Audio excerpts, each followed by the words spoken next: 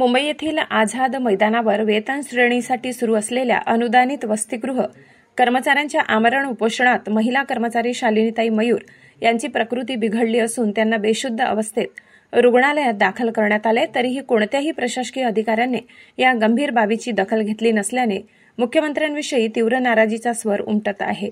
गेल्या 2 दिवसापासून राज्यभरातील अनुदानित वसतिगृह कर्मचारी संघटनेमार्फत हजारो कार्यकर्ते उपोषणाला बसले, त्यांची अद्यापही कोणतीही दखल घेण्यात आली नाही। गेल्या काही दिवसांपूर्वी मुख्यमंत्री एकनाथराव शिंदे यांनी संघटनेच्या कार्यकर्त्यांना तुमचा प्रश्न मार्गी लावण्याची आश्वासने दिले होते। ते आश्वासन पूर्ण न झाल्याने महाअधिवेशन बोलावण्यात आले, त्यातही त्यांची दखल घेण्यात आली नाही। शेवटी त्यांनी आझाद मैदानावर आमरण उपोषणाचे हत्यार उपसले आहे। राज्यभरात आदिवासी व अनुदानित वसतिगृह कर्मचाऱ्यांच्या कामांमध्ये समानता असून वेतन मात्र दुजाभावाने दिले जात आहे।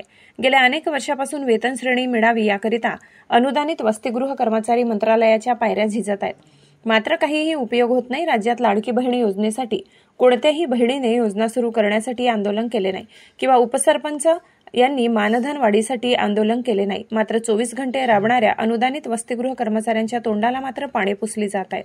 गेल्या अनेक वर्षापासून कोणीही दखल घेतली नसल्याने त्यांनी आमरण उपोषणाचे हत्यार उपसले आहे।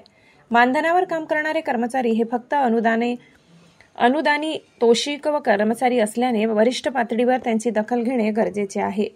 बेशुद्ध महिला कर्मचारी जोपर्यंत आझाद मैदानावर सुस्थितीत आंदोलनस्थळी परत येणार नाही, तोपर्यंत महाराष्ट्र राज्य अनुदानित वसतिगृह कर्मचारी कृती समिती अध्यक्ष या नात्याने अन्न ग्रहण करणार नाही असा पवित्रा घेतलाय। तरी मुख्यमंत्री एकनाथ शिंदे यांनी दखल घेत प्रश्न मार्गी लावावा अशी अपेक्षा कर्मचारी वर्गातून होत आहे।